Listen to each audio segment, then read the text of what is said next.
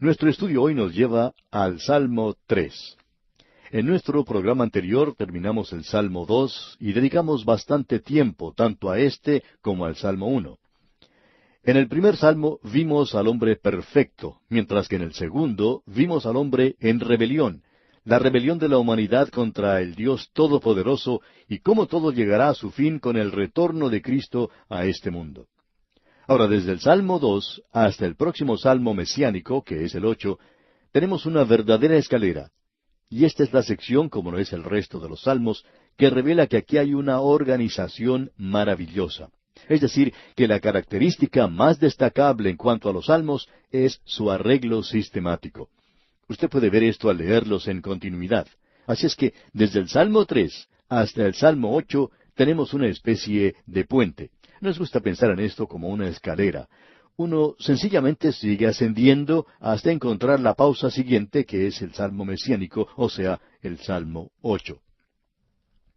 Ahora vimos en el Salmo 2, en forma profética por supuesto, el rechazo del ungido de Dios y el Mesías. Y sabemos algo de eso en la actualidad. Después de más de 2000 años, Él aún es rechazado por el mundo.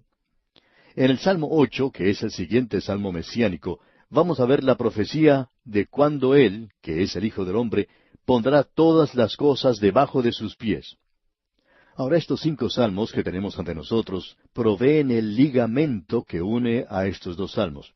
Y los del medio describen principalmente al remanente piadoso de Israel durante el tiempo de la ausencia del Mesías de la tierra, y en especial durante ese fin de las edades que conocemos como el período de la gran tribulación.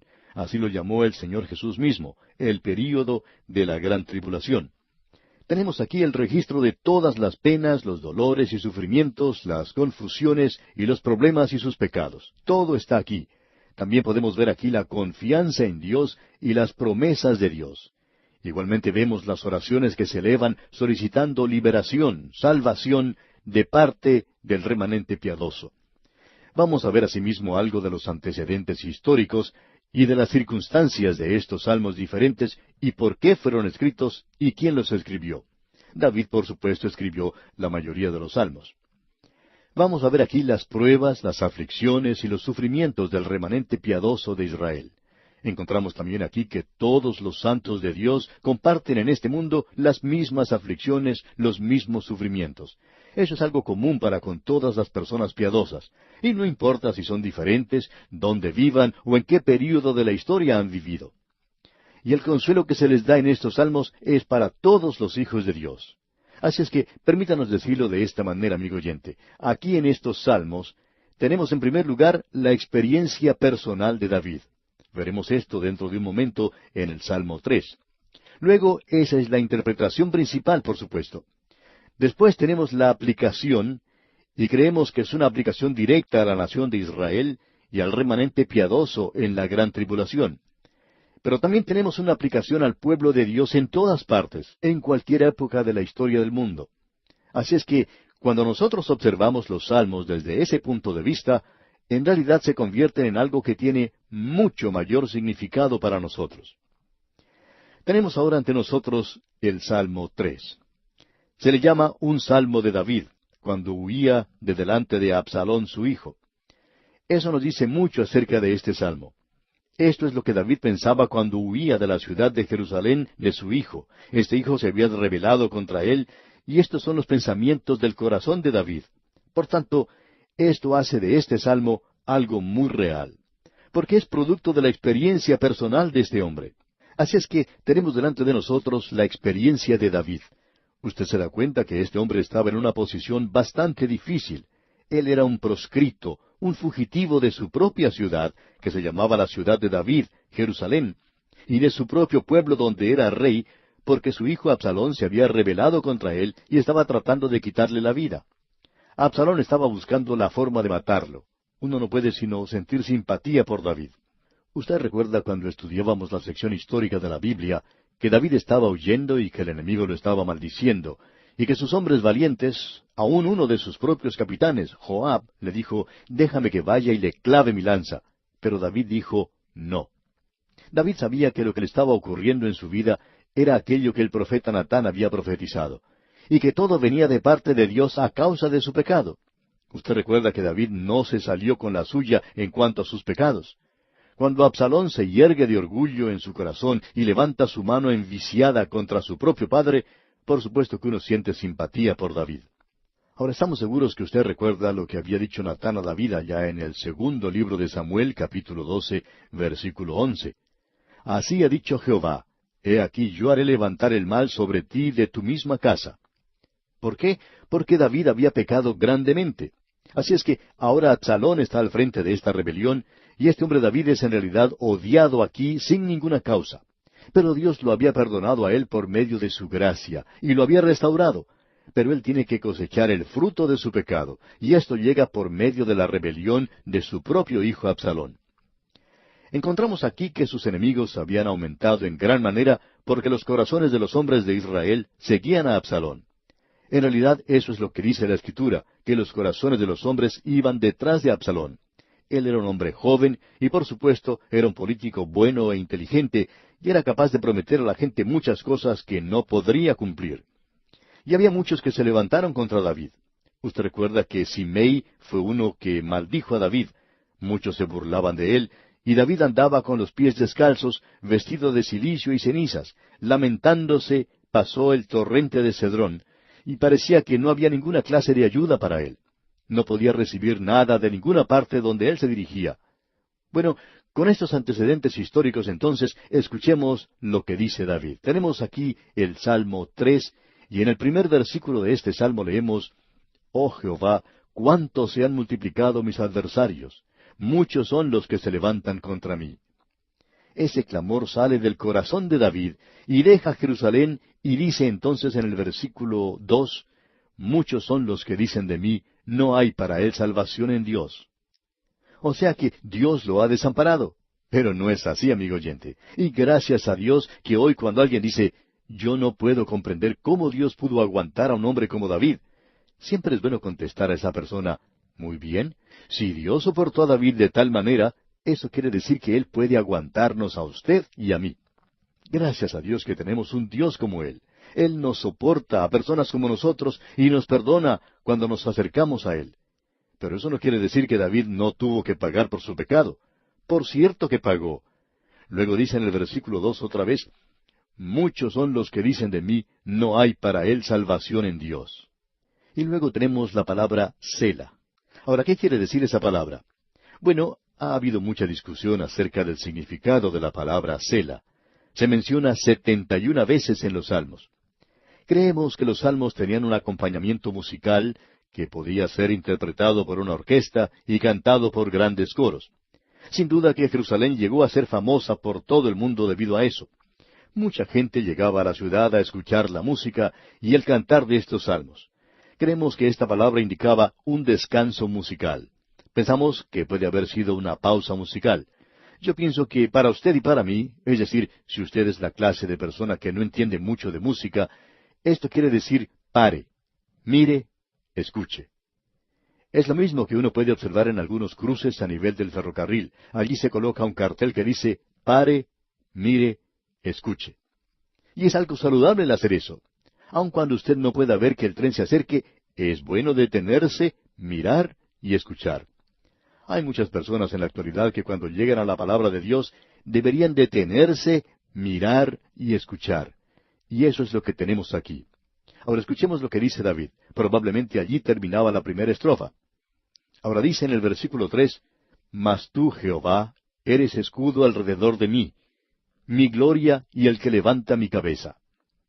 David expresa aquí su profunda confianza en Dios. Él sabía que a pesar de las circunstancias, a pesar del peligro que le acechaba, Dios estaba alrededor de él, cuidándole y protegiéndole como un escudo. Y dice entonces en el versículo 4, «Con mi voz clamé a Jehová, y él me respondió desde su monte santo». Una vez más, David expresa aquí la certeza que Dios le ha respondido, que Dios está atento a su clamor. Él ha clamado y ha recibido respuesta de Dios, y por eso dice, «Con mi voz clamé a Jehová, y él me respondió desde su monte santo». Y una vez más tenemos esta palabra, Sela, que marca probablemente el fin de la segunda estrofa. Y David continúa diciendo en el versículo 5, «Yo me acosté y dormí, y desperté, porque Jehová me sustentaba. A este salmo se le ha llamado el Salmo de la Mañana. Es un salmo muy bueno para dar comienzo al día. A pesar de todos los problemas y dificultades, David confía en el Señor. Él podía dormir toda la noche sin necesidad de una tableta de aspirina que no podía comprar entonces, o alguna de esas drogas milagrosas que lo ponen a dormir a uno en el presente. Él simplemente confiaba en el Señor. Él inclinaba su cabeza sobre las promesas de Dios y así dormía. Y luego dice, y desperté porque Jehová me sustentaba. Y agrega luego en el versículo 6, no temeré a 10 millares de gente que pusieren sitio contra mí. Aun si todo el mundo estuviera contra él, David decía, él no temería. Alguien preguntó en cierta ocasión a Cromwell, quien era considerado el hombre más valiente que vivió, le preguntaron, ¿cómo explica usted su gran valentía? Y Cromwell contestó, pues bien, no hay ninguna valentía en mi conducta, porque yo temo a Dios y es por eso que no le temo al hombre. Martín Lutero también tomaba la misma posición. Si hubiera más temor a Dios en la actualidad, amigo oyente, habría menos personas con sus lenguas negras de lamer las botas de los demás. Hay muchos que pasan su tiempo haciendo eso. ¿Por qué? Porque no hay temor de Dios en ellos. Lo que le da valentía a uno, amigo oyente, es el temor a Dios. Entonces usted no temerá al hombre. Es por eso que David podía decir, no temeré a 10 millares de gente que pusieren sitio contra mí. No les temo. Escuche lo que dice ahora en el versículo 7, en su primera parte. Levántate, Jehová, sálvame, Dios mío, porque tú heriste a todos mis enemigos en la mejilla. Allí es donde duele, en la mejilla. Cuando lo golpean a uno en la mejilla, enseguida lo pueden desmayar. Y David sabía eso. Él dice que tú heriste a todos mis enemigos en la mejilla. Y luego agrega, los dientes de los perversos quebrantaste. Ahora ellos no lo podían morder más. Escuche lo que dice en el versículo 8. La salvación es de Jehová, sobre tu pueblo sea tu bendición. Esta es una gran escritura, amigo oyente. Lo que quiere decir aquí es que el Señor es el autor de la salvación. David nunca pensó que la salvación era como una moneda que uno podía poner en su bolsillo y luego perderla. Él nunca pensó que era algo que él tenía que trabajar para obtenerla. La salvación era un don, un regalo de Dios. La salvación es de Jehová, dice David, sobre tu pueblo sea tu bendición. Y luego esa maravillosa palabra nuevamente, Sela. Y usted puede notar que en este salmo hemos visto algunas cosas maravillosas acerca de Dios. En realidad en el versículo 3 dijo, mas tú, Jehová, eres escudo alrededor de mí. ¿Notó eso, amigo oyente? Y luego sigue, mi gloria y el que levanta mi cabeza. Como un escudo, Él cubre a aquellos que le pertenecen. Se nos dice que como creyentes debemos tomar el escudo de la fe. Y David sabía algo de lo que podía ser un escudo. Él lo usaba. Luego menciona la gloria. Y esa es su creencia en la presencia de Dios. Porque usted recordará que la nube de gloria cubría a Israel. Era una señal visible de la presencia de Dios en medio de ellos. Hoy nosotros andamos por la fe. Y la gloria de Dios está con nosotros, amigo oyente. Él se hace real a aquellos que le aman. Y David también lo llama, y el que levanta mi cabeza. Ahora, ¿cómo puede ser eso? Él le había prometido a David una casa. Él le dio a él una bendición y gloria y un reino. Y David dice aquí, el que levanta mi cabeza. Y hoy, amigo oyente, quizá estemos caídos, pero Él nos puede levantar. Este es un salmo maravilloso, ¿no le parece? Tenemos ahora el siguiente salmo, el Salmo 4, y continúa con la misma idea. También le hemos dado un título a este salmo. El Salmo 3 era el hombre perfecto rechazado. Y ahora aquí tenemos el conflicto entre la mujer y la serpiente. Eso es lo que está ocurriendo en el mundo en la actualidad. Este también es llamado un salmo vespertino. Ya veremos por qué. Las divisiones de este salmo son las siguientes. En los primeros 3 versículos tenemos un lamento. Tenemos luego una corrección en los 2 versículos siguientes. Y entonces, para finalizar, tenemos la confianza en los versículos 6 al 8. Ese es todo el salmo. Es un salmo bastante corto. Este salmo tiene una inscripción musical. Su título dice, Al músico principal sobre Nehinot, Salmo de David. Ahora, ¿qué es esto de Nehinot? Bien, aparentemente tiene que ser algún tipo de instrumento, y la creencia general es que se refiere a un instrumento de cuerdas. Veremos que el salmo siguiente es como una trompeta, Pero aquí en este caso es un instrumento de cuerdas, y era probablemente un solo instrumental, y él canta las alabanzas en medio de la iglesia, se nos dice. Así es como el escritor de la epístola a los Hebreos usa este salmo. Y aquí tenemos un gran lamento en el mismo comienzo. El gran refugio del pueblo de Dios en tiempos de dificultades es siempre la oración. Y Dios es su escudo, como ya hemos visto. Escuche lo que dice aquí el primer versículo de este Salmo 4. Respóndeme cuando clamo, oh Dios de mi justicia. Cuando estaba en angustia, tú me hiciste ensanchar. Ten misericordia de mí y oye mi oración. Esta angustia aquí quiere decir las presiones que sufrimos en esta vida y que son bastante grandes. ¿Qué es lo que necesitamos hoy? Necesitamos el aliento, el estímulo que encontramos en la palabra de Dios. Y tenemos la seguridad que se nos da en el Salmo 145, versículo 18, donde leemos, Cercano está Jehová a todos los que le invocan, a todos los que le invocan de veras. Tenemos también una maravillosa promesa de Dios allá en el Salmo 50, versículo 15, donde dice, E invócame en el día de la angustia, te libraré, y tú me honrarás. E Isaías dice en el capítulo 65, versículo 24, Y antes que clamen, responderé yo, mientras aún hablan, yo habré oído. Y luego el Salmo 18, versículo 6, es algo bastante personal. También tenemos algo en el Salmo 55, versículo 16, donde dice, En cuanto a mí, a Dios clamaré, y Jehová me salvará. Asimismo podemos leer en el Salmo 86, versículo 7, En el día de mi angustia te llamaré, porque tú me respondes. Luego también dice, Me invocará, y yo le responderé, con él estaré yo en la angustia, lo libraré y lo glorificaré. Eso lo encontramos allá en el Salmo 91, versículo 15. La Biblia está llena de estas maravillosas promesas, y ese es el clamor que hallamos aquí que presenta el salmista, que Dios esté con él.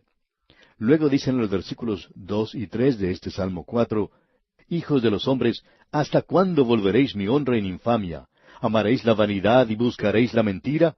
Sela. Sabed pues que Jehová ha escogido al piadoso para sí. Jehová oirá cuando yo a él clamare.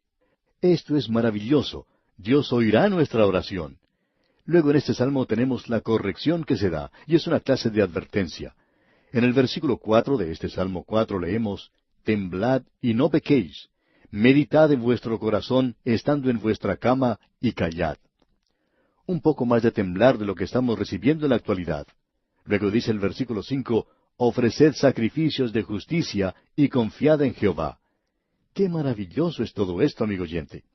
Airaos, pero no pequéis, fue la forma en que Pablo lo tradujo cuando mencionó esto allá en su epístola a los Efesios. Ahora llega a la confianza, la seguridad de la fe. Él dice en la primera parte del versículo 6, Muchos son los que dicen, ¿quién nos mostrará el bien? Muchas personas están diciendo ahora, pues bien, las cosas van de mal en peor, nada sale bien en estos días. Entonces leamos la segunda parte de este versículo 6 del Salmo 4 que dice, Alza sobre nosotros, oh Jehová, la luz de tu rostro. ¿Y cómo necesitamos eso en la actualidad, amigo oyente? Luego en el versículo 7 dice, Tú diste alegría a mi corazón, mayor que la de ellos cuando abundaba su grano y su mosto. El corazón de David es como el de todos nosotros. Fracasó en el tiempo de los problemas, y David aquí se dio cuenta que Dios era bueno para con él. Dios hizo eso por él. Y alrededor de David se encontraban estos incrédulos entre su propio pueblo, burlándose de él. Ellos eran los que decían, Dios no va a hacer nada. Pero Dios sí que hizo algo por David. Y nuevamente leemos en el versículo 7, Tú diste alegría a mi corazón, mayor que la de ellos cuando abundaba su grano y su mosto. Solamente Dios puede hacer el bien por nosotros en la actualidad. Ahora dijimos que este era un salmo vespertino. Bueno, escuche lo que dice aquí en el versículo 8 de este Salmo 4. En paz me acostaré, y asimismo dormiré, porque sólo tú, Jehová, me haces vivir confiado. De paso, digamos que esto es mucho mejor que una tableta para dormir en la noche. ¿Ha probado usted alguna vez este Salmo 4? Es mucho mejor que cualquier droga que pueda comprar en la farmacia. Es mucho mejor que las aspirinas.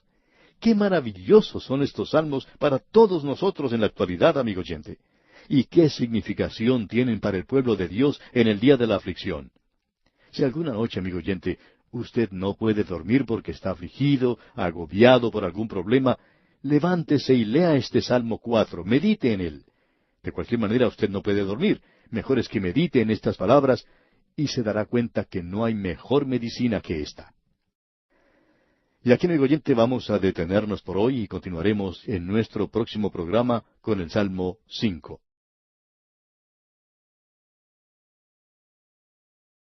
Llegamos hoy, amigo oyente, al Salmo 5. Y en esta sección que se encuentra entre el primer Salmo mesiánico, el Salmo 2, y el segundo Salmo mesiánico, que es el Salmo 8, tenemos 5 salmos que están estrechamente unidos. En realidad estos salmos nos dicen una historia. En primer lugar, estos representan un cuadro de la experiencia personal del rey David. En segundo lugar, revela proféticamente el cuadro de la nación de Israel de aquel día. Se acerca un verdadero conflicto, el período de la gran tribulación. Y esto tiene una aplicación muy real para nosotros en la actualidad por los grandes principios que son mencionados aquí, y tiene un mensaje para el pueblo de Dios de todas las edades y todos los tiempos. Ahora, al llegar al Salmo 5, nosotros lo titulamos como El hombre perfecto en medio de sus enemigos. Este es un salmo que fue escrito por David y tiene la siguiente inscripción: al músico principal sobre Neilot. El Salmo 4, que vimos en nuestro programa anterior, decía Nejinot, y hay una diferencia entre los dos. El Salmo 4 tenía que ver con instrumentos de cuerda. Este tiene que ver con instrumentos de viento, quiere decir flautas. Pensamos que esa ha sido la aceptación general de esto, la aplicación o instrucciones que se habían dado en el otro para el acompañamiento de instrumentos de cuerda, y aquí se destacan las flautas. Como usted ya sabe, David era el dulce salmista de Israel. Él fue quien compuso la música de estos salmos. Hay otras personas que opinan que un coro cantaba este salmo acompañado, por supuesto, por flautas. Pensamos que el tono y el carácter general de este salmo se puede notar fácilmente, y como alguien ya dijo, es una oración de fe que sale del corazón que tiene el discernimiento de Dios como un escudo y galardonador de aquellos que le buscan. Y todo esto se halla en unión de un profundo sentido de la maldad y perversidad que lo rodea y que se presenta diariamente en la contemplación de los fieles, y del vejamiento del alma a causa de la abundancia de la iniquidad, resulta aquí como lo más destacado en su expresión general. Tenemos también una declaración muy interesante que hizo Freedom. Él dice: de aquí la paciencia se ha forjado en la tribulación, y el gozo abunda en la esperanza segura de libertad, que es solamente diferido por los concilios de un amor infalible. Y creemos nosotros que eso resume propiamente este magnífico salmo. Se le ha llamado Salmo de la Mañana. Note usted cómo comienza y lo que dice en los primeros 3 versículos. Escucha, oh Jehová, mis palabras, considera mi gemir, está atento a la voz de mi clamor, Rey mío y Dios mío, porque a ti oraré. Oh Jehová, de mañana oirás mi voz, de mañana me presentaré delante de ti y esperaré. Es una oración matutina, y esto se puede enlazar con los salmos que ya mencionamos, como Salmo de la Mañana y el otro Salmo vespertino. El Salmo matutino, el Salmo 3, y el Salmo vespertino, el Salmo 4. Este puede llamarse la oración matutina, el elevar la voz a Dios por la mañana.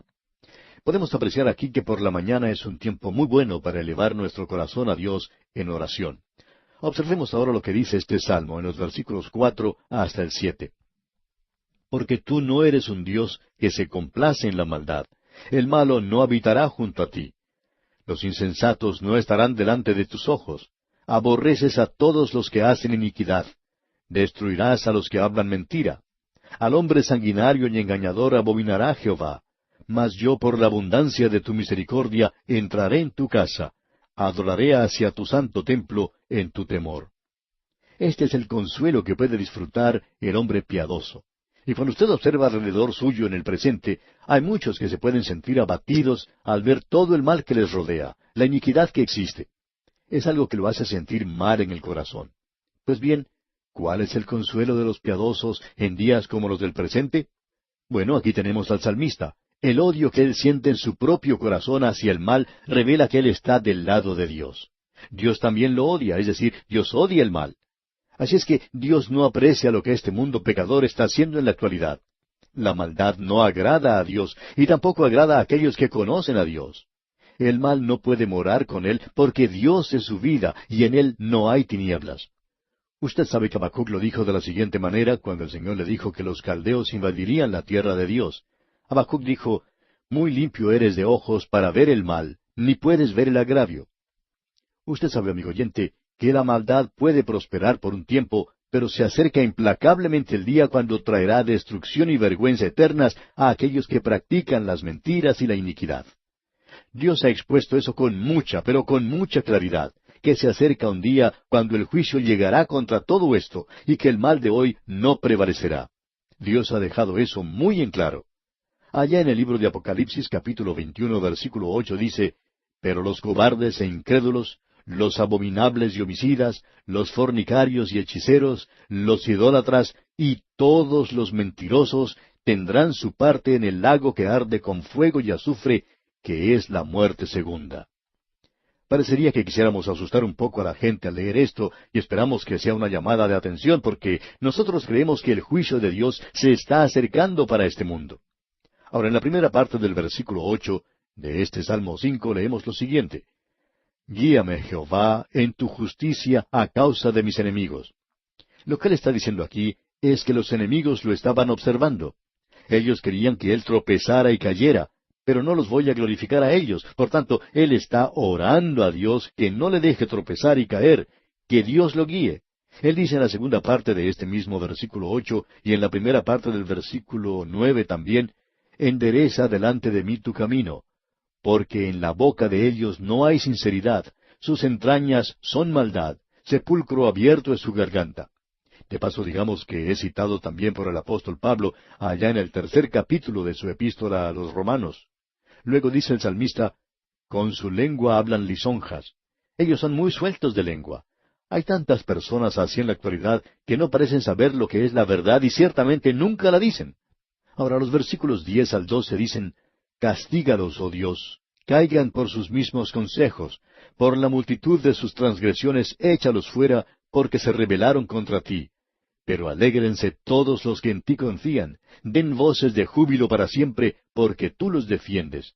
En ti se regocijen los que aman tu nombre. Porque tú, oh Jehová, bendecirás al justo, como con un escudo lo rodearás de tu favor». Usted puede darse cuenta, amigo oyente, que la oración es el medio, el recurso que tiene este hombre cuando observa la maldad que lo rodea. Y ora para que Dios le guíe a él de tal forma que le permita andar de una manera que no traiga descrédito o que dé mala fama al nombre de Dios. En el Salmo 6, versículo 10, podemos leer lo siguiente, «Se avergonzarán y se turbarán mucho todos mis enemigos, se volverán y serán avergonzados de repente». Esto forma parte de la primera oración imprecatoria que se menciona en los Salmos. Más tarde vamos a desarrollar un poco más esto. Hay ciertas oraciones aquí que uno puede escuchar, en especial, que están siendo presentadas por David. Una oración en la que se pide justicia para que Dios intervenga y traiga juicio. Y algo de esto es bastante duro, podemos decir de paso. En realidad, Isaías lo podía hacer. Allá en Isaías capítulo 64, versículo 1 leemos, «Oh, si rompieses los cielos y descendieras». El juicio, amigo oyente, tiene que caer algún día sobre los transgresores. Ya se está acercando y el tiempo de la gran tribulación tiene lugar antes que Dios llegue a tomar venganza, y la Escritura deja eso muy en claro. Eso es lo que Él hará. Usted recuerda que el Señor Jesucristo mencionó una parábola sobre una mujer que oraba diciendo, «Hazme justicia de mi adversario». Y el juez tuvo que decir, «Voy a tener que hacer algo acerca de esta viuda porque me es molesta». Aquí tenemos lo que el Señor dijo. Oíd lo que dijo el juez injusto. ¿Y acaso Dios no hará justicia a sus escogidos, que claman a Él día y noche? ¿Se tardará en responderles? Os digo que pronto les hará justicia. Esa es la oración que ora David en su día. Debemos ahora decir que si un creyente hace una oración de esta clase, está cometiendo un pecado. Ahora usted quizás se sorprenda que digamos eso, pero eso es exactamente lo que queremos decir. Que si un creyente hace una oración de esta clase hoy, está cometiendo un pecado. Aquí es donde creemos que una interpretación debida de las Escrituras es algo esencial. Hay muchas personas que quisieran quitar esta porción de la palabra de Dios, y esto está siendo utilizado más que ninguna otra sección de la Biblia en la actualidad. Y la gente dice, esto no es la palabra de Dios, esa no es una expresión para un creyente. Ahora lo que nosotros queremos decir es, ¿y quién dijo que lo era? Esto será para el pueblo de Dios en aquel día. Por tanto, interpretemos la Escritura en forma exacta. Y esta gente, bajo la ley en ese día, presentará esta oración como lo hicieron en el pasado bajo la ley. Y Dios tiene toda la intención de oírlos. Dios tiene esa intención de traer venganza. Y Él nos dice que nosotros debemos orar por aquellos que engañosamente nos usan en la actualidad. Y eso es algo difícil de hacer. Debemos conceder eso. Pero eso es lo que tenemos que hacer en el día de hoy. Dios nos dice a usted y a mí, amigo oyente, en la actualidad, mía es la venganza, yo pagaré, dice el Señor. Dios está diciendo que Él se hará cargo de todo esto por usted. Y cuando usted y yo tomamos este asunto en nuestras propias manos, cuando alguien nos golpea la nariz, nosotros también queremos devolver el golpe. Y esa es la naturaleza humana, y eso es lo que nos gusta hacer. Pero Dios dice que si usted va y hace eso, entonces usted está tomando las cosas en sus propias manos y usted no está andando con Él por fe. Dios le dice, amigo oyente, yo quiero que tú estés andando conmigo por fe. Usted recuerda que Él fue tratado de una forma brutal cuando estuvo en este mundo, pero Él no devolvió golpe por golpe. Él dice, yo quiero que aquellos que pertenecen a mi iglesia en la actualidad, que tomen la misma posición. Pero Dios no es indulgente. Dios dice, mía es la venganza, yo pagaré, dice el Señor. Dios está diciendo, yo arreglaré todo este asunto algún día. Mía es la venganza. Este es un salmo maravilloso. ¿Qué consuelo será para el pueblo de Dios en ese día? Y con esto llegamos al Salmo 6. Pero antes de hacerlo, quisiéramos volver a comentar algo sobre el versículo 10 del Salmo 5, que mencionamos hace algunos momentos. Leamos el versículo 10 una vez más. Castígalos, oh Dios, caigan por sus mismos consejos. Por la multitud de sus transgresiones, échalos fuera, porque se rebelaron contra ti. Esta oración puede ser algo propio durante el tiempo de la gran tribulación, porque Dios tiene la intención de tomar venganza, como hemos dicho. Él nos dice que hoy tenemos que andar por fe y ocupar la misma posición hoy que ocupó Él antes. Ahora el Salmo 6 lo hemos titulado El hombre perfecto en medio de la disciplina. Algunos lo han llamado un clamor por misericordia. Bien, la razón es que este hombre ha mirado a su alrededor y visto toda la maldad que lo rodea y está observando su propio corazón y reconoce que no es perfecto ante Dios después de todo. Y si estas otras oraciones y salmos han tenido que ver con la mañana y el atardecer, este tiene que ver en realidad con la oscuridad de la noche. Aquí se menciona esto de Seminit, y este es un término nuevo que se presenta ante nosotros. Seminit significa la octava. Hay personas que opinan que esto indicaba que debía ser cantado por un coro de varones, y este salmo también se ha llamado el primer salmo penitencial, un clamor de arrepentimiento. Usted notará eso y pensamos que puede mirarlo de la siguiente forma, que aquí tenemos un clamor pidiendo la misericordia, el arrepentimiento, en el mismo comienzo del salmo, en sus 4 primeros versículos. Escuche lo que dice.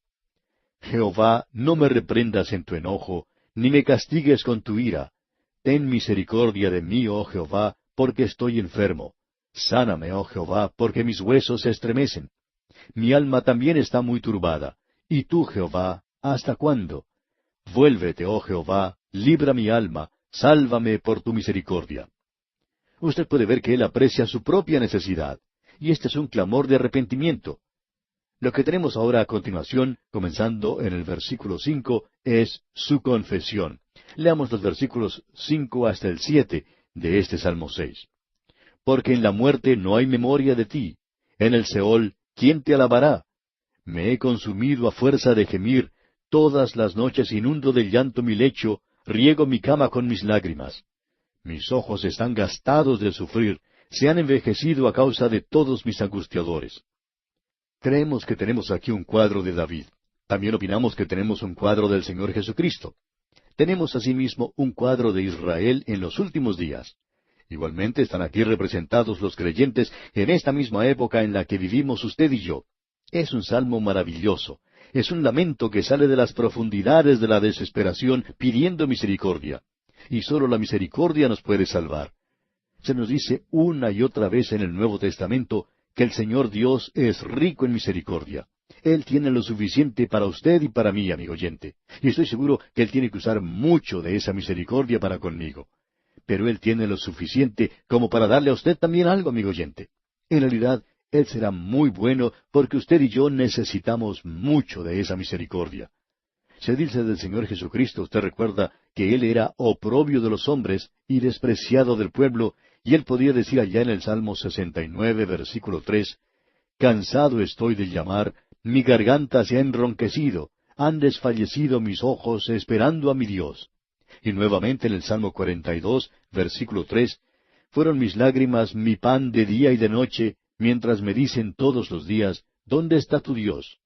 Y luego el Salmo 38, versículo 10, «Mi corazón está acongojado, me ha dejado mi vigor, y aun la luz de mis ojos me falta ya». Y por último en el Salmo 88, versículo 9, «Mis ojos se enfermaron a causa de mi aflicción. He llamado, oh Jehová, cada día. He extendido a ti mis manos». Usted puede apreciar, amigo oyente, que en todas estas expresiones, y solo hemos mencionado unas pocas de ellas, usted tiene el Espíritu de Cristo hablando en profecía de su propio sufrimiento que Él soportó en los días de su humillación, y su pueblo, la nación de Israel, ese remanente en la gran tribulación por el cual deberá pasar. Escuche, hay muchos de los santos de Dios en la actualidad que están pasando por esto. Pero hay mucho consuelo, y es saber, amigo oyente, que Él ya ha pasado por esto. Estas son las cosas que Él ha sufrido ya. Estas son las cosas que Él ha soportado, y no interesa quién sea usted, o las cosas por las cuales esté pasando hoy. Él ya ha pasado por ellas, y puede ser consuelo para usted, amigo oyente. Es maravilloso tener un Salvador así. El salmista dice entonces en el versículo 8 de este Salmo 6, «Apartaos de mí todos los hacedores de iniquidad, porque Jehová ha oído la voz de mi lloro». Y aquí tenemos la respuesta a la oración en el versículo 9. Leamos. «Jehová ha oído mi ruego, ha recibido Jehová mi oración». Y en cuanto al Señor Jesucristo, se nos dice allá en la Epístola a los Hebreos, capítulo 5, versículo 7, «Y Cristo, en los días de su carne, ofreciendo ruegos y súplicas con gran clamor y lágrimas al que le podía liberar de la muerte, fue oído a causa de su temor reverente». Y por eso nosotros podemos tener confianza en el día de hoy. Dios oirá y contestará la oración cuando nosotros estamos en medio de nuestros problemas. ¿No es eso un consuelo para usted, amigo oyente? Hay muchos de nuestros oyentes que están pasando por situaciones malas. Eso lo sabemos porque nos han escrito y nos han informado. Y esto tiene que ser de consuelo. Bien, llegamos ahora a este salmo maravilloso, el Salmo 7. Tenemos unos pocos momentos para considerarlo en lo que resta del programa. Alguien ha dicho que debería haberse escrito sobre este salmo lo siguiente: «El juez de toda la tierra no ha de hacer lo que es justo». Tenemos una inscripción antes del salmo que indica que es Sigaión de David, que cantó a Jehová acerca de las palabras de Cus, hijo de Benjamín. Y esto quiere decir alabanza. Aquí tenemos a David cantando. Nos hubiera gustado mucho haber podido escuchar a David cantando este salmo. Y este es un clamor, y creemos que revela proféticamente la persecución y el sufrimiento final del remanente de Israel que temía a Dios durante el tiempo de la gran tribulación. Este es un clamor contra el pecado del hombre, y veremos esto también en el siguiente salmo. Asimismo, tenemos aquí la confianza en la oración. Escuche lo que dicen los primeros 2 versículos de este Salmo 7. «Jehová, Dios mío, en ti he confiado. Sálvame de todos los que me persiguen y líbrame, no sea que desgarren mi alma cual león y me destrocen sin que haya quien me libre». ¿Quién es ese león? Es Satanás, porque el diablo, como león rugiente, anda alrededor buscando a quien devorar. Luego tenemos una persecución injusta. Leamos los versículos 3 y 4. «Jehová, Dios mío, si yo he hecho esto, si hay en mis manos iniquidad, si he dado mal pago al que estaba en paz conmigo, antes he libertado al que sin causa era mi enemigo». Eso es algo que yo no comprendo en este mundo. No propongo comprenderlo, pero quisiera decirle esto, amigo oyente. Yo sé que hay alguien que sí lo comprende, y que Él lo explicará algún día ante nosotros. Hay cosas en mi vida, y estoy seguro que hay cosas en su vida también, que usted no comprende, y que usted y yo no podemos explicarnos, porque muchas veces no sé por qué tengo que pasar por algunas de las cosas que tengo que soportar. Pero Él nos lo va a explicar algún día. Tenemos luego aquí una parte maravillosa en este salmo, y que no es la terrible oscuridad de la noche como la anterior. Aquí tenemos la luz de la mañana. Escuche lo que dice aquí el versículo 6. «Levántate, oh Jehová, en tu ira. Álzate en contra de la furia de mis angustiadores, y despierta en favor mío el juicio que mandaste». Y luego en el versículo 11, Dios es juez justo, y Dios está airado contra el impío todos los días. Amigo oyente, nosotros podemos tener inmoralidad en estos días en el mundo, pero Dios no aprueba esas cosas. Él no está conforme con eso y no las sigue. Es por eso que podemos decir lo que se menciona aquí en el versículo 17, versículo final de este Salmo 7. Alabaré a Jehová conforme a su justicia, y cantaré al nombre de Jehová el Altísimo. Estos salmos deberían hacernos cantar a nosotros, amigo oyente. Yo no sé cantar, pero quizá hasta haga la prueba.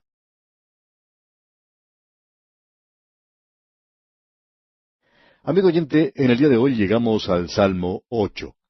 Llegamos al segundo de los grandes salmos mesiánicos. El Salmo 2 fue el primero, y el Salmo 8, es el segundo salmo mesiánico. Estos son salmos que son citados en el Nuevo Testamento y hacen referencia directa al Señor Jesucristo. Ahora, este Salmo 8 es citado 3 veces en el Nuevo Testamento. El Señor Jesucristo mismo hizo mención de este salmo. Usted recuerda lo que se llama la entrada triunfal en Jerusalén, cuando los muchachos clamaban en el templo y decían, «Hosana al Hijo de David», y los principales sacerdotes y los escribas le dijeron al Señor Jesucristo, «¿Oyes lo que éstos dicen?»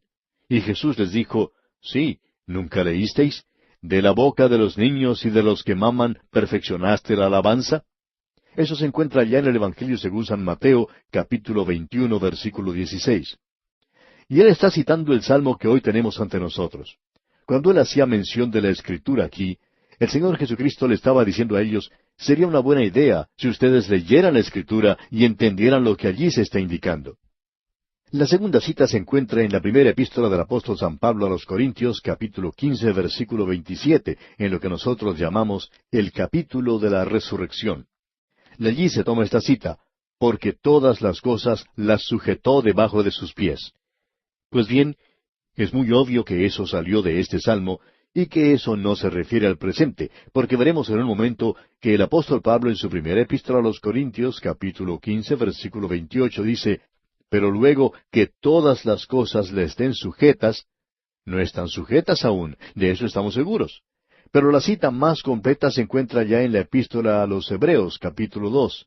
Y allí está muy claro que el Salmo 8 se está refiriendo al Señor Jesucristo. Permítanos leer 2 versículos allí, los versículos 5 y 6 de este capítulo 2 de la epístola a los Hebreos, donde dice, «Porque no sujetó a los ángeles el mundo venidero acerca del cual estamos hablando, pero alguien testificó en cierto lugar diciendo, ¿qué es el hombre para que te acuerdes de él, o el hijo del hombre para que le visites?» Usted se da cuenta que él está citando de aquí del Salmo 8. Luego en el versículo 8 dice, «Todo lo sujetaste bajo sus pies, porque en cuanto le sujetó todas las cosas, nada dejó que no sea sujeto a él. Pero todavía no vemos que todas las cosas le sean sujetas». Nuevamente se nos indica que nosotros, usted y yo, amigo oyente, vivimos en un día cuando todas las cosas no están sujetas bajo él. Así es que este salmo mira hacia el futuro.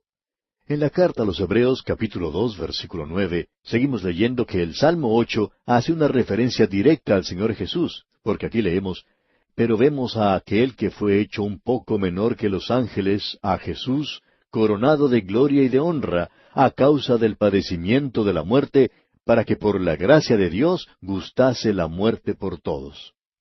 Estas citas que encontramos aquí en el Nuevo Testamento del Salmo 8 son cosas muy sobresalientes, porque podemos ver cómo comienza este segundo gran salmo mesiánico que dice, «Cuán glorioso es tu nombre en toda la tierra». Y termina también diciendo, «Cuán grande es tu nombre en toda la tierra». Ahora eso no es una referencia a la hora presente en la cual estamos viviendo. El nombre de Dios no es muy honrado en la actualidad en todo el mundo. Uno puede escuchar a personas que, aun cuando sean ancianas, con un pie en la tumba, toman el nombre de Dios en vano de una manera que es sorprendente. Es increíble a veces escuchar a los hombres hablar de tal manera de Dios. Uno puede escuchar a algunas mujeres bien vestidas, que parecen bien educadas, podrían ser hasta abuelitas, y uno las puede escuchar maldecir de una manera aterradora. El nombre de Dios no es honrado ni engrandecido en la tierra en el presente, amigo oyente. Hay muchos que en la actualidad no están diciendo cosas muy buenas acerca de Dios. Usted puede notar que en los noticieros no se hace mención de Dios. Él nunca llega a ser mencionado en las noticias. aun cuando Él es quien causa todo. Usted puede notar que en las pólizas de seguro se reconoce a Dios, pero de una manera negativa. Si su casa es destruida en un incendio o por un acto de Dios, como lo llaman ellos, entonces es mencionado. Pero ¿por qué creemos que Dios va a estar yendo de un lugar a otro destruyendo casas? No creemos que sea así, pero es la única publicidad que Él recibe. Toda la publicidad es mala en lo que se refiere a Dios. Los hombres lo están dejando de lado y lo están haciendo a propósito. En muchos lugares en el mundo, en la actualidad, se lo está dejando fuera de las escuelas y de los colegios. Las personas que son de tendencia liberal piensan que no se debe hablar de Dios en los colegios y que todos los demás deberían ser escuchados. Por tanto, amigo oyente, la pornografía tiene que ser permitida, para que no se limiten nuestras libertades. Pues bien, amigo oyente, ¿no tengo yo un poco de libertad?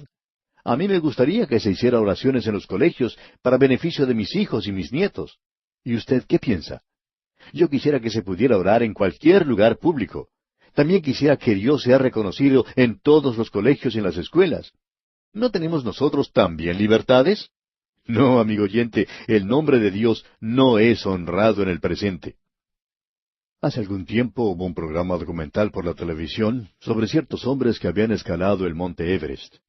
Ellos decían que cuando lograron alcanzar la cima de la montaña, los vientos eran terribles y que parecía que la montaña estaba hablando y que les decía que el hombre en realidad no era nada. Pero no hicieron ninguna mención de Dios. Nunca hemos tenido oportunidad de escalar una montaña como el Everest, pero es como cualquier otra montaña del mundo. Debemos decir que todas las montañas son sencillamente una acumulación de piedras, tierra, rocas, nieve y en algunos lugares árboles. Pero las montañas no hablan, no se enojan, no hacen que el hombre se sienta pequeño. Es Dios quien hace eso, amigo oyente. Y fue Dios quien en la cima de esa montaña hizo que esos hombres se sintiesen tan insignificantes. Pero ellos no se dieron cuenta de lo grande que era Dios. Ellos simplemente hablan de la naturaleza. El nombre de Dios, amigo oyente, no es honrado en el mundo en la actualidad. No, eso no ocurre. Y si alguien menciona su nombre, es considerado como débil o fanático. Pero en este salmo encontramos una profecía que mira hacia el futuro, contempla un futuro glorioso. En el Salmo 2 vimos al hombre rechazado. Y en este salmo aquí, ese salmo mesiánico, vemos al hombre de Dios, y enfatiza la humanidad de Cristo y su gloria final como hombre. Es un gran salmo. En el Salmo 2 se presentaba la rebelión del hombre contra Dios, pero aquí vemos que el hombre finalmente logra el control de este mundo, y llegará el día cuando el nombre de Dios será honrado en toda la tierra. Permítanos entonces comenzar leyendo el versículo 1 de este Salmo 8. Oh Jehová, Señor nuestro, cuán glorioso es tu nombre en toda la tierra. Has puesto tu gloria sobre los cielos. Quizá deberíamos retroceder un poco y ver la información que se nos da acerca de ese salmo al mismo comienzo. Dice al principio, y es parte del texto inspirado, al músico principal sobre Gitit, salmo de David. Nuevamente tenemos ante nosotros un salmo de David, y siempre se ha cuestionado el asunto referente a los antecedentes de este salmo, y creemos que usted debería notar eso. Sobre Gitit dice, ¿qué es lo que quiere decir esto? Esto se menciona también en los salmos 81 y 84, y por lo general se interpreta que es una referencia a un instrumento musical. Es una clase de instrumento de cuerda como la lira. Algunos expertos como Gasenus y Dalitch dan cierta explicación sobre el salmo, y fue en realidad el erudito judío Rashi quien dijo que esta palabra provenía de Gat. Era un instrumento conocido en la zona de Gat, y usted recuerda que allí encontró refugio David cuando él estaba sufriendo persecución, y probablemente aprendió a interpretar música en ese instrumento, y más tarde lo llevó de regreso a Israel. En la Vulgata y la Septuaginta se traduce esta palabra como lagar. Y opinamos que tiene algo que ver con todo esto. Este es el salmo que revela que el Señor fue al lagar por usted y por mí, que Él tuvo que pasar por la muerte por todos los hombres. Él saboreó, por así decirlo, la amargura del lagar. Isaías nos dice más tarde que él venía de Edom y que había pisado el lagar, que había salpicado sus vestidos con el jugo de las uvas y que eso no era su propia sangre, sino la sangre de sus enemigos. Usted puede darse cuenta, amigo oyente, que si la sangre de Cristo no tiene nada que decirle, no tiene ningún significado para usted, y usted no es salvo, entonces tiene que ser juzgado. ¿Es la sangre de Cristo o la suya, amigo oyente? Esa es la posición que tiene el hombre en este mundo en la actualidad. Ahora, este es un salmo de David, y hay quienes tratan de ver en este salmo la muerte del Hijo o la muerte por el Hijo. Ellos piensan que este es un salmo escrito por David cuando murió el hijo de Betsabé, y aún otros dicen que es cuando murió el gigante Goliat. Pues bien, mencionamos todo esto porque este es un salmo que aparentemente tiene un significado muy profundo. Un profesor de un seminario le dio un título a este salmo. Lo llamó El Salmo de las Estrellas y de los que maman. Porque aquí dice, de la boca de los niños y de los que maman. Y más adelante habla de los cielos, la luna y las estrellas. O sea que va desde las estrellas hasta los que maman. Y este es un salmo que también va junto con otro salmo que habla de la naturaleza, el Salmo 19. En ese salmo uno tiene el sol y las escrituras, y está bastante interesado en el sol. Pero en este Salmo 8, el sol ni siquiera se menciona cuando se habla de la naturaleza. Notemos ahora al entrar de lleno en este Salmo 8 lo que dicen los versículos 1 y 2, porque aquí tenemos algo maravilloso. Dice, Oh Jehová, Señor nuestro, cuán glorioso es tu nombre en toda la tierra. Has puesto tu gloria sobre los cielos. De la boca de los niños y de los que maman fundaste la fortaleza, a causa de tus enemigos, para hacer callar al enemigo y al vengativo. Creemos que es muy interesante que el Señor Jesucristo aclaró bien esto cuando estuvo en la tierra y dijo, De cierto os digo que si no os volvéis y os hacéis como niños, no entraréis en el reino de los cielos. Y esos niños aquí en este salmo eran solo un pequeño cuadro de la así llamada entrada triunfal en Jerusalén. Ahora nosotros no la consideramos una entrada triunfal. Espere, amigo oyente, hasta que Él regrese nuevamente. Entonces sí que será una entrada triunfal. Esto fue simplemente un pequeño cuadro, un vislumbre del hecho que Él regresará nuevamente a este mundo, y que cuando Él regrese, establecerá su reino. Pero aquí dice que mientras tanto, usted tiene que convertirse y llegar a ser como un niño. Pensamos que lo que quiere decir aquí es simplemente que usted tiene que nacer de nuevo. Tiene que llegar a ser como un bebé. Un pequeño niño pone a un lado todas las cosas de jactancia y todo lo demás y se acerca de una manera sencilla por medio de la fe. La fe de un niño. ¡Qué tremendo es todo esto! Así es que lo que aquí tenemos en este Salmo 8 es el Señor, el Creador. Usted tiene la naturaleza, la creación, tiene al hombre, la criatura. Y aquí tenemos esa relación.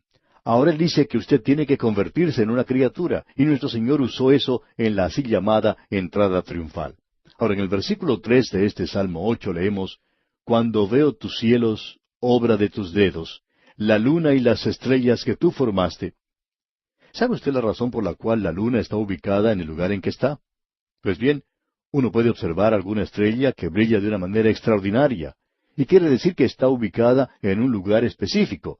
Y nosotros a veces nos preguntamos ¿por qué está allí? Bueno, debemos decir que no sabemos por qué está en ese lugar, pero allí está. Pero una cosa sí podemos decir, amigo oyente, que está ubicada en ese lugar porque allí es donde Cristo quiere que esté. Él fue quien la puso en ese lugar. Yo tengo ciertos libros en mi escritorio. Yo pongo un libro aquí, otro libro allá y otro más allá. ¿Y sabe por qué hago eso? Porque allí es donde yo quiero tenerlos. Y las estrellas no están ubicadas en los cielos de la forma en que yo quiero que estén, porque quizá me gustaría cambiar algunas, sino que están allí porque ese es precisamente el lugar en donde Él quiere que estén. Ese es el lugar que Él quiere que ocupen, y Él es quien está ordenando las cosas. Y dice aquí que los cielos son obra de sus dedos. Cuando Él habla de salvación, dice, ¿quién ha creído a nuestro anuncio? ¿Y sobre quién se ha manifestado el brazo de Jehová? Usted puede encontrar esas palabras allá en Isaías, capítulo 53, versículo 1. Este es el brazo desnudo, digamos de paso, que revela a Dios. Usted se da cuenta que cuando Dios creó los cielos y la tierra, solo utilizó su dedo. Juan Wesley lo dijo así. Dios creó los cielos y la tierra y ni siquiera tuvo que esforzarse. Su dedo obró. Usted sabe cómo hace una mujer cuando está tejiendo. Bueno, eso es lo que uno tiene en la creación. Y allí es donde Dios pone su gloria sobre todo eso.